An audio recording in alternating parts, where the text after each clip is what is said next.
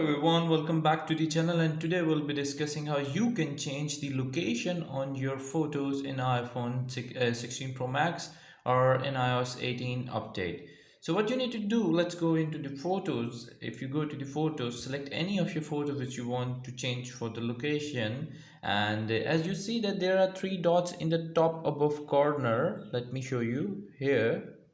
You just need to tap on it, and once you tap on it, it will show you options like this.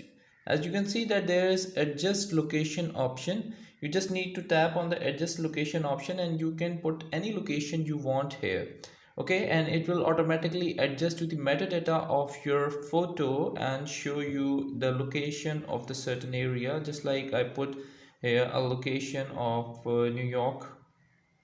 It is just a random location. I just put it on here, and as you can see that it will automatically show you the location. I think I have accidentally selected this location. It will show you something like this, Mumbai Chowpatty, and once you go to the location upside, and it will show you something like this here as well. So that's how you can put the location on your photos in iOS 18 or above. Thank you very much for watching the video. I hope this video helped you out in putting the location on specific app, so where you were or any memory link to that location.